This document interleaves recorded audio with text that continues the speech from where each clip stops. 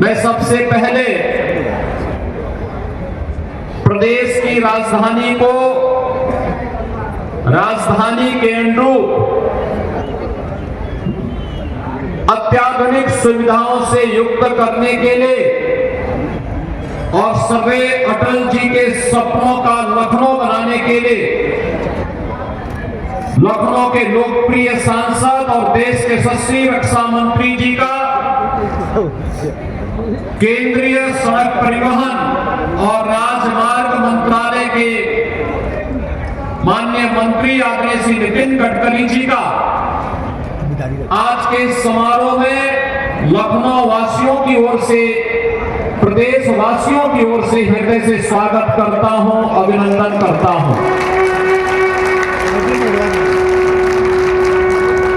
बहनों और भाइयों, आज लखनऊ को 1000 करोड़ रुपए की अधिक परियोजनाओं की सौगात,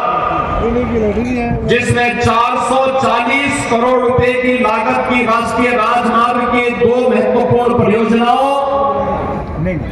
और लगभग 600 करोड़ रुपए की लागत से उत्तर प्रदेश सरकार के अनेक परियोजनाओं के लोकार्पण और शिलान्यास का कार्य अभी हमारे दोनों केंद्रीय मंत्रियों के करकमलों से यहां पर शिलान्यास और लोकार्पण का कार्यक्रम संपन्न हुआ है। इस समारोह में मैं अपने दोनों केंद्रीय मंत्रियों का हृदय से स्वागत करता हूं, अभिनंदन करता हूं।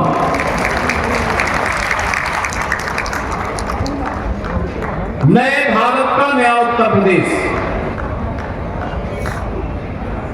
इसका अंदाजा इसी से आप लगा सकते हैं कि प्रयागराज में महाकुंभ चल रहा है और बहनों और भाइयों, महाकुंभ 13 जनवरी से प्रारंभ हुआ और आज 14 फरवरी है। 1 महीने की इस अवधि में प्रयागराज महाकुंभ में 50 करोड़ श्रद्धालु देश से आकर के मां गंगा, मां यमुना और मां सरस्वती की पावन त्रिवेणी में आस्था की डुबकी लगा करके एक भारत श्रेष्ठ भारत का संदेश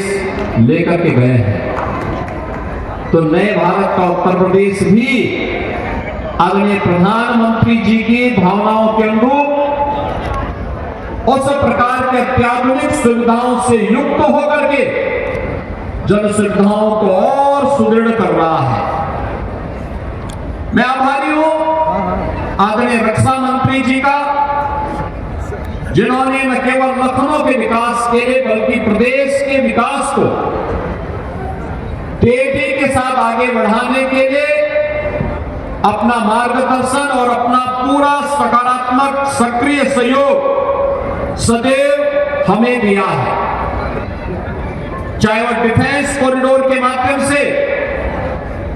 लखनऊ में भारत डायनामिक्स के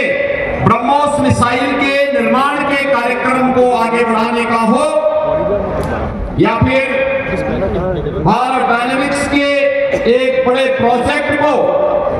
झांसी नोड में देकर के उत्तर प्रदेश के डिफेंस कॉरिडोर के कार्यक्रम को द्रुत गति से आगे बढ़ाने का कार्य किया है। लखनऊ के समग्र विकास को लेकर के स्टेट कैपिटल रीजन की तर्ज पर लखनऊ का विकास हो,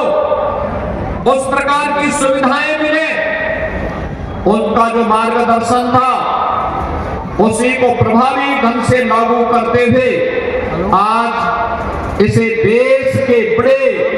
मेट्रो सिटी के रूप में लखनऊ को आगे बढ़ाने का कार्य किया जा रहा है। लखनऊ की ग्रीन कॉरिडोर के निर्माण का कार्य हो, किसान पथ के निर्माण का कार्य हो, या फिर इंटरनेशनल कन्वेंशन सेंटर के निर्माण के कार्यक्रम को आगे बढ़ाने का कार्यक्रम, इंटरनेशनल एयरपोर्ट का कार्यक्रम हो, या फिर लखनऊ की बेहतरीन कनेक्टिविटी को जोड़ने के लिए यमुना एक्सप्रेसवे को पूर्वांचल एक्सप्रेस लखनऊ को उसका जंक्शन बनाना, ये सभी कार्य तेजी के साथ आगे बढ़ रहे हैं। बहनों और भाइयों, यहां की एक एक जन सुविधा को लेकर के, आम जन की सुविधा को लेकर के, यहां के पब्लिक ट्रांसपोर्ट को लेकर के,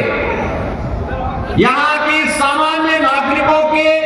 सुविधाओं को लेकर के एक लोकप्रिय जनप्रतिनिधि के रूप में माननीय रक्षा मंत्री जी का मार्गदर्शन निरंतर प्राप्त होता है। आज उसी का परिणाम है कि लखनऊ सदैव अटल जी की भावनाओं के अनुरूप अब एक बड़े महानगर के साथ साथ उत्तर प्रदेश का तो सबसे बड़ा महानगर आज के दिन पर लखनऊ है ही, लेकिन अत्याधुनिक सुविधाओं से युक्त महानगर भी हो रहा है। अब यहाँ पे न केवल एरो सिटी के लिए बल्कि एक एआई सिटी के रूप में भी लखनऊ को आगे बढ़ाने का कार्य डबल इंजन की भारतीय जनता पार्टी की सरकार कर रही है। प्रयागराज में महाकुंभ का आयोजन जहां हो रहा है, उस महाकुंभ के आयोजन स्थल पर भी आदरणीय प्रधानमंत्री जी की प्रेरणा से जो कुंभ स्थल है, यह भी डिफेंस की ही लैंड है और उस लैंड पर हर वर्ष जब भी माघ मेला होता है, जब भी कुंभ का आयोजन, महाकुंभ का आयोजन होता है, उत्तर प्रदेश सरकार को लीज पर भूमि प्राप्त हो जाती है और पिछले 8 वर्ष के अंदर जो भी आयोजन हुए हैं, बड़ी सहजता के साथ वो भूमि मिली और अब तो पहली बार यह भी देखने को मिला कि अक्षय वट के दर्शन भी वहां पे श्रद्धालु कर रहा है, पातालपुरी के दर्शन कर रहा है, सरस्वती कूप के दर्शन कर रहा है। एक नए कॉरिडोर के रूप में सभी विकसित हो गए हैं। याद करिए, स्वतंत्र भारत में 1947 से लेके 2019 तक जहां तक आम जन और श्रद्धालु नहीं पहुंच पाता था, ये डबल इंजन की भारतीय जनता पार्टी की सरकार और आदरणीय रक्षा मंत्री जी के कारण आज वहां पर भी श्रद्धालु पहुंच करके उन सुविधाओं का उपयोग कर पा रहा है। सैकड़ों वर्षों से बनी हुई दबी हुई भावनाओं को, दबी हुई आस्था को एक नया सम्मान प्रयागराज में मिल रहा है। एक तरफ